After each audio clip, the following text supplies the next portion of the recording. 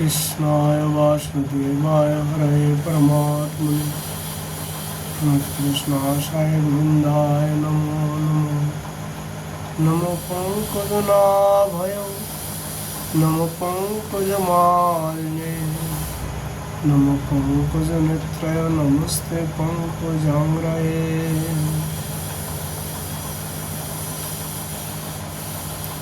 श्रीमद्भागवत महापुराण की जय। बद्री विशाल भगवान की जय। नर नारायण भगवान की जय। नारद जी भगवान की जय। श्री कृष्ण द्वैपायन व्यासदेव भगवान की जय। सुखदेव गोस्वामी जी की जय। परीक्षित जी महाराज की जय। सूत जी महाराज की जय। शौनक आदि ऋषियों की जय। श्रोता बिंदु की जय। भक्त बिंदु की जय। श्री गुरु महाराज की जय। जय जय श्री राधे श्याम निताई गौर हरि बोल। आज यहाँ पर चर्चा का विषय है श्रीमद् भागवत जी का 10वें स्कंदो 8वां अध्याय उक्र जी का ब्रज में यात्रा।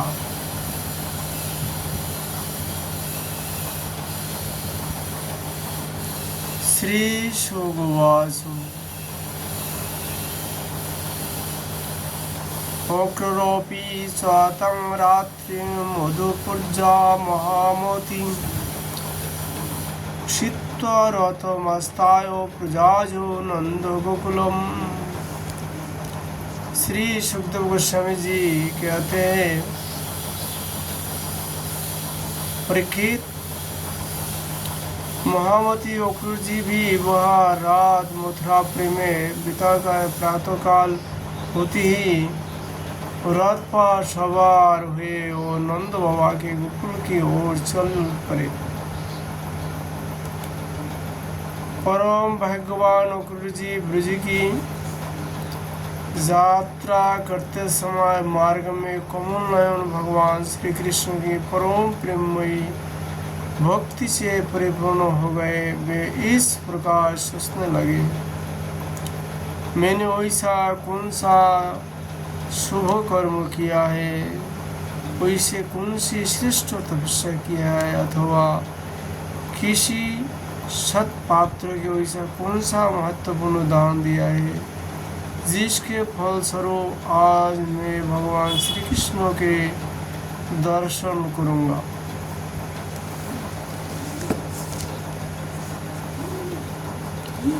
मैं बड़ा विषय हूँ। उसी स्थिति में बड़े बड़े स्वार्थी पुरुष भी जिनके गुणों का ही गान करते रहते हैं, दर्शन नहीं कर पाते। उन भगवान के दर्शन मेरे लिए अत्यंत दुर्लभ है।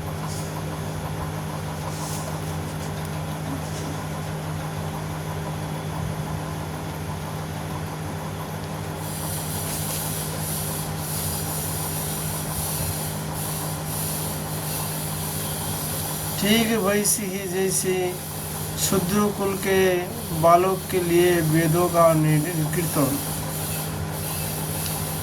परंतु नहीं, मूल अधम को भी भगवान श्री कृष्ण के दर्शन होंगे ही। क्योंकि जैसे नदी में बहुत हुए, जैसे नदी में बहते हुए तिनके कभी कभी इस पार से उस पार लग जाते हैं, वैसे ही समय के प्रभाव से भी कोई इस संसार सागर को पार कर सकता है। अवश्य ही आज मेरे सारे अशुभ नष्ट हो गए, आज मेरा जन्म सफल हो गया, क्योंकि आज मैं भगवान के उन चरण कमलों में साक्षात नमस्कार करूंगा जो बड़े बड़े जोगी ज्योतियों के भी केवल ध्यान की ही विषय है। अहो, कंस ने तो आज मेरे ऊपर बड़ी ही कृपा की है। उसी कंस के भेजने से मैं इस भूतल पर अवतीर्ण श्याम भगवान के चरण कमल के दर्शन करूंगा, जिनके नाक मंडल की कांति का ध्यान करके पहले युगियों के ऋषि महर्षि ईश अज्ञान रूप अपार अंधकार राशि को पार कर चुके हैं। स्वयं ही भगवान तो अवतार ग्रहण करके प्रकट हुए हैं। ब्रह्मा शंकर इंद्र आदि बड़े बड़े देवता जिन चरण कमल की उपासना करते रहते हैं, श्याम भगवती लक्ष्मी एक क्षण के लिए भी जिनकी सेवा नहीं छूटती, प्रेमी भक्तों के साथ बड़े बड़े ज्ञानी और जिनकी आराधना संलग्न रहते हैं भगवान के, वे ही चरण कमल गौ को चराने के लिए ग्वाल बाल प्रसाद वन वन में विचारते हैं। वे ही सूर मुनि वंदित शिचरण गोपियों को वक्र स्थल पर लगे हुए किशोर के रंग हो जाते हैं, चिन्हित हो जाते हैं। मैं अवश्य उनका दर्शन करूंगा। मरकत मुनि के समान संदिग्ध कांतिमान उनके कोमल कपोल है, तोते की ठोर के समान नुकीली नासिका है, होठों पर मंद मंद मुस्कान प्रेम भरी सिद्धवान कमल से कोमल नारी लोचन और कपोल पर घुंघराली अलौकिक लटक रही है। मैं प्रेम और मुक्ति के परम दानी श्री मुकुंद के उस मुख कमल का आज अवश्य दर्शन करूंगा, क्योंकि हरिण मेरी दाई ओर से निकाल रहा है।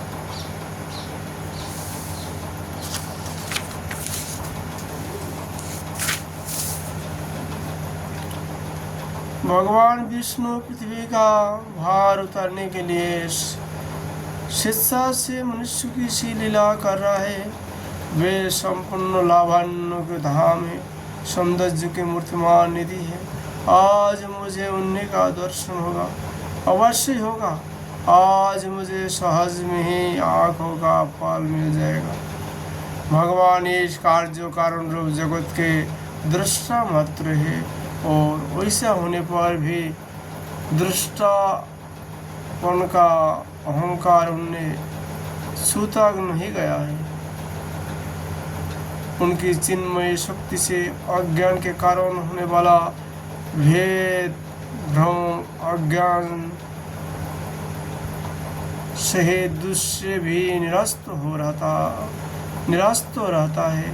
वे अपने जोग माया से अपने आप में भ्रूविलास मात्र से प्राण इंद्रिय और बुद्धि आदि के सहित अपने स्वरूपभूत जीवों की रचना कर लेते हैं, और उनके साथ वृंदावन की कुंज में तथा गोपियों के घर में तरह तरह के लिए लीलाएं करते हुए प्रतीत होते हैं। जब समस्त पापों की नाश अनेक परम मंगलमय गुण कर्म और जन्मों की लीलाओं से युक्त होकर वाणी उनका गान करती है, तब तो उस गान से संसार में जीवन की स्फूर्ति होने लगती है। सुबह का संसार हो जाता है, सारी अपवित्र धूल कर पवित्रता साम्राज्य छा जाता है। परंतु जिस वाणी से उनके गुण लीला और जन्मों की कथाएं नहीं गाई जाती, वह तो मूर्धक ही सुवितो करने वाली है, होने पर भी नहीं के समान व्यर्थ है। जिनके गुणगान की ही वैसा महात्मा है, वे ही भगवान श्याम यदुवंश में अवतीर्ण हुए हैं। किस लिए? अपनी ही बनाया मर्यादा का पालन करने वाले श्रेष्ठ देवताओं का कल्याण करने के लिए। वे ही परम औषध्यशाली भगवान आज ब्रज में निवास कर रहा है, और वहां से अपने जश का विस्तार कर रहा है। उनका जश कितना पवित्र है! ओहो, देवता लोग भी उस संपूर्ण मंगलमय जश का गान करते रहते हैं। इसमें संदेह नहीं कि आज मैं अवश्य ही उन्हें देखूंगा।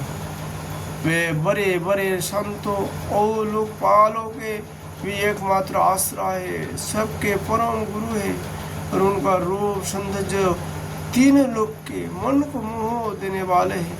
जो नेत्र वाले हैं उनके लिए वो आनंद और रस की चरम सीमा है, जिसे से श्याम लक्ष्मी जी भी जो सौंदर्य की उद्देश्यरी है, उन्हें पाने के लिए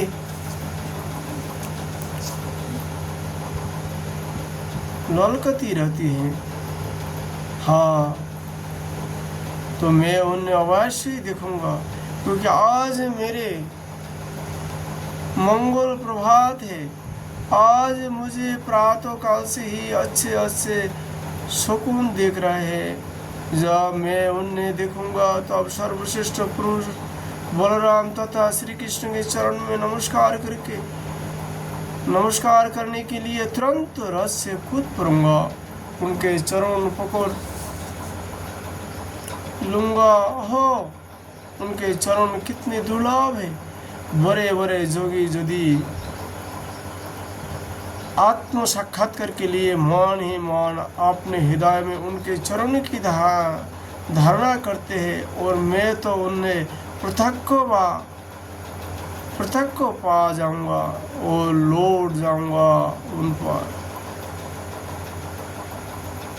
उन दोनों के साथ ही उनके वनवासी सखा एक एक ग्वाल के चरणों की मैं वंदना करूंगा। मेरे अहोभाग्यो, जब मैं उनके चरण कमल में गिर जाऊंगा तब क्या वे अपना कर कमल मेरी सिर पर रख देंगे? उनके वे कर कमल उन लोगों को सदा के लिए अभय दान दे चुका है, जो काल रूपी साप के भय से अत्यंत घबरा कर उनकी शरण में आ जाते हैं। इंद्र तथा दत्तराज बोले ने भगवान के उन्हीं कर कमल के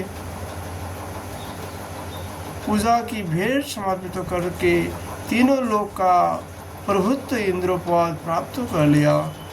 भगवान के उन कर कमलों ने, जिनमें से दिव्य कमल की सी सुगंध आया करती है, अपने स्पर्श से रासलीला के समय ब्रज युवतियों को सारी थकान मिटाई दी थी।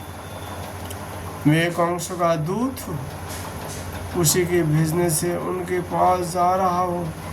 कोई वे मुझे अपना शत्रु तो ना समझ बैठेंगे। राम राम, वे वैसा कदापि नहीं समझ सकते, क्योंकि वे निर्विकार है, सम है, अश्वत है, सारे विश्व के साक्षी है, सर्वज्ञ है। वे चित्त के बाहर भी है और भीतर भी है। वे क्षेत्रज्ञ रूप में स्थित होकर अंतःकरण की एक एक शिष्टाओं को अपने निर्मल ज्ञान दृष्टि से द्वारा देखते रहते हैं। तो मेरी शंका व्यर्थ है। अवश्य मैं उनके चरणों में हाथ जोड़कर विनती भाव से खड़ा हो जाऊंगा। वे मुस्कुराते हुए दया भरे स्निग्ध दृष्टि से मेरी ओर देखेंगे। उस समय मेरे जन्म के समस्त शुभ संस्कार उसी को नष्ट हो जाएंगे और मैं निशंक होकर सदा के लिए परमानंद में मग्न हो जाऊंगा।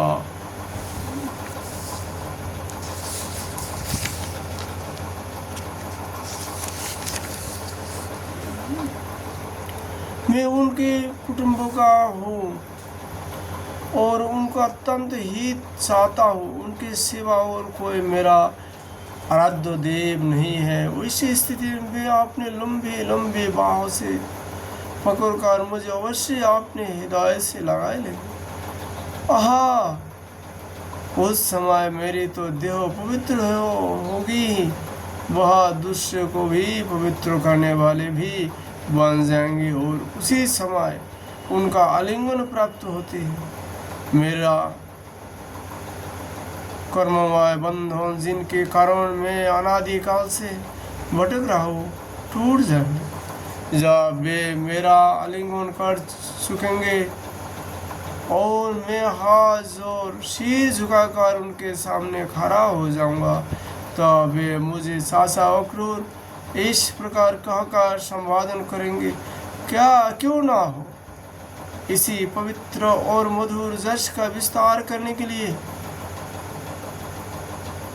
तो वे लीला कर रहे हैं, तब मेरी जीवन सफल हो जाएंगे। भगवान श्री कृष्ण ने जिनको अपनाया नहीं, जिसे आदर नहीं दिया, उसके उस जन्मों को जीवन का धिक्कार है।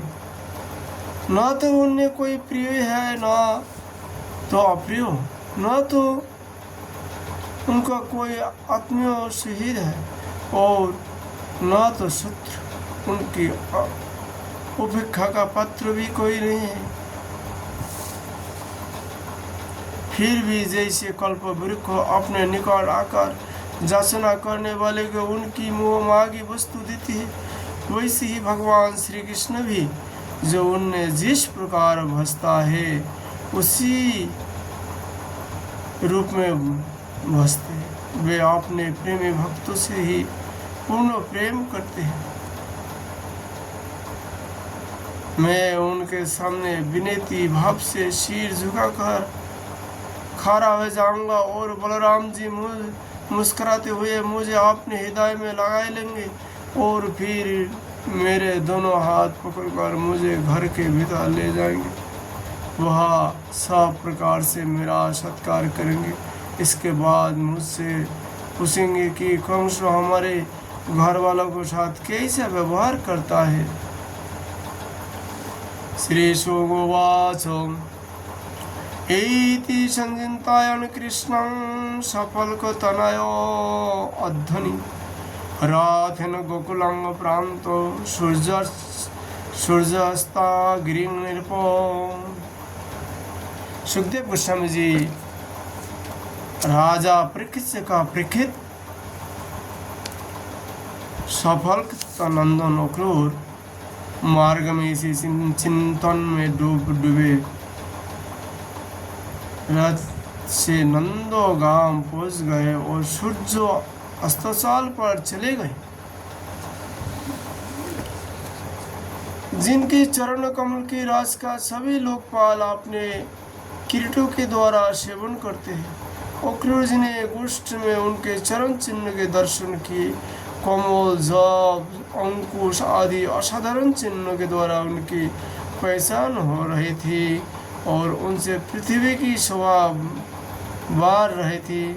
उन चरण चिन्ह के दर्शन करते ही अक्रूर जी के हृदय में इतना आह्लाद हुआ कि वे अपने को संभाल ना सके, विब्बल हो गए। प्रेम के आवेग से उनका रोम रोम खेल उठा, नेत्र में आंसू भर आए और टप टप टपकने लगे। वे रथ से कूदकर उस धूलि में लुटने लगे और कहने लगे, ओहो, यह हमारे प्रभु के चरण की राज है। सुखदेव जी कहते, परीक्षित,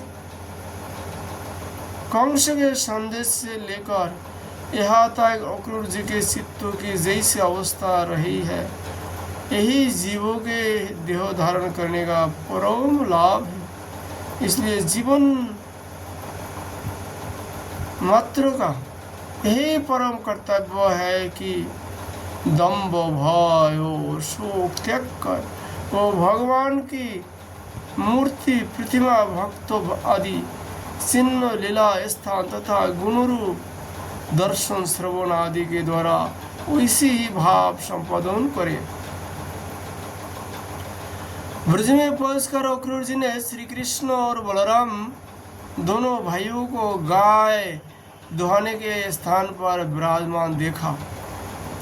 श्याम सुंदर श्री कृष्ण पीताम्बर धारण किए हुए थे और गौर सुंदर बलराम नीलांबर, उनके नेत्र शरदकालीन कमल के समान खिले हुए थे।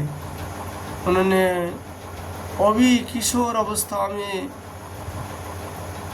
प्रवेश ही किया था।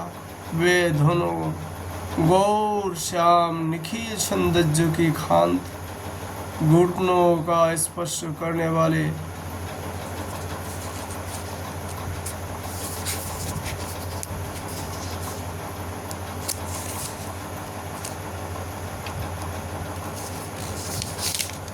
लंबी लंबी भुजाएं, सुंदर बदन, परम मनोहर और गज शावक के समान ललित चाल थे।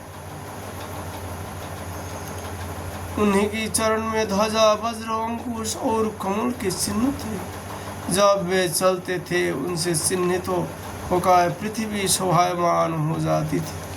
उनकी मंद मंद मुस्कान और सिद्धवान वैसी थी मानो दया बरस रही हो। वे उदारता की तो मानो मूर्ति ही थी। उनकी एक एक लीला उदारता और सुंदर कलाओं से भरी थी। गले में बनमाला, मणियों के हार जगमगा रहे थे। उन्होंने अभी अभी स्नान करके निर्मल वस्त्र पहने थे और शरीर में पवित्र अंगराग तथा चंदन का लेप किया था। सुखदेव गोस्वामी कहते हैं, परीक्षित, अक्रूर ने देखा कि जगत के आदि कारण, जगत के परम पति पुरुषोत्तम ही संसार की रक्षा के लिए अपने संपूर्ण अंश से बलराम जी और कृष्ण के रूप में अवतीर्ण होकर अपने अंगों कांति से दिशाओं को अंधकार दूर कर रहा है। वे वैसे भले मालूम होते हैं जैसे सोने से मरे हुए मरकुट मुनि और चांदी के पर्वत जगमगा रहे हो। उन्हें देखते ही अक्रूर जी प्रेम वेग से अधीर होकर रथ से कूद पड़े और भगवान श्री कृष्ण तथा बलराम के चरणों के पास साष्टांग लौट गए। सुखदेव गोस्वामी कहते, परीक्षित, भगवान के दर्शन से उन्हें इतना आह्लादित हुआ कि उनके नेत्र आंसू से सर्वथा भर गए। सारे शरीर में पुलकावली छा गई। उत्कंठ आवेश गला भर अनेकों कारण वे अपना नाम भी ना बतला सके। शरणागत वत्सल भगवान श्री कृष्ण उनके मन का भाव जान गए। उन्होंने बड़ी प्रसन्नता चक्राक्रांत हाथों के द्वारा उन्हें खींच कर उठाया और हृदय में लगा लिया। इसके बाद जब वे परम मनुष्य श्री बलराम जी के सामने विनीत भाव से खड़े हो गए तब उन्होंने उनको गले लगा लिया और उनका एक हाथ श्री कृष्ण के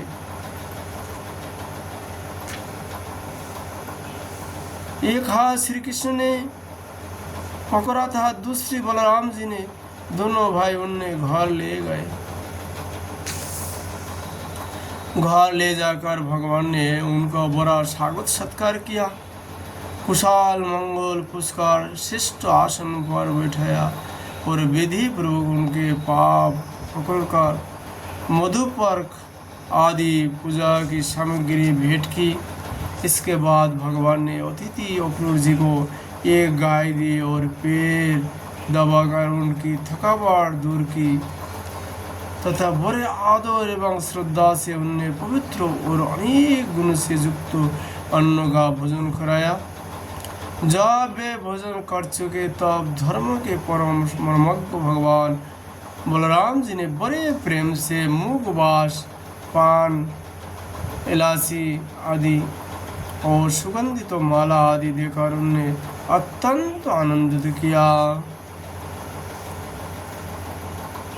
इस प्रकार सत्कार हो जाने चुकाने पर नंदराय जी ने उनके पास आकर पूछा, अक्रूर जी, आप लोग निर्दयी कंस के जीते जी किस प्रकार आपने दिन काटाते हैं? किस प्रकार आप दिन काटते हैं। और ये उसके रहते आप लोगों की वही दशा है जो कसाई द्वारा पाले हुए भेड़ों की होती है। जिस इंद्रिय राम पापी ने अपने बिलखाते हुए वाहन के नन्हे नन्हे बच्चे को मार डाला, आप लोग उसके प्रजा है, फिर आप सुखी है यह अनुमान तो हम आप सुखी है यह अनुमान तो हम कर ही कैसे सकते हैं। अक्रूर जी नंद बाबा से पहले ही कुशल मंगल पूछ लिया था। जब इस प्रकार नंद बाबा ने मधुर वाणी से अक्रूर जी से कुशल मंगल पूछा और उनका सम्मान किया, तब अक्रूर जी ने शरीर में रास्ता चलने की जो कुछ थकावट थी वह सब दूर हो गई। इति श्रीमद् भागवत महापुराणे परमहंस संहिता दशम स्कंदे पूर्वाद्र अक्रूर आगमन नाम अष्टम अध्याय। आज श्रीमद् भागवत जी का कथा हम लोग यही विश्राम करता हूँ। राधा जी की कृपा होने पर फिर हम लोग चर्चा करेंगे। राधे राधे।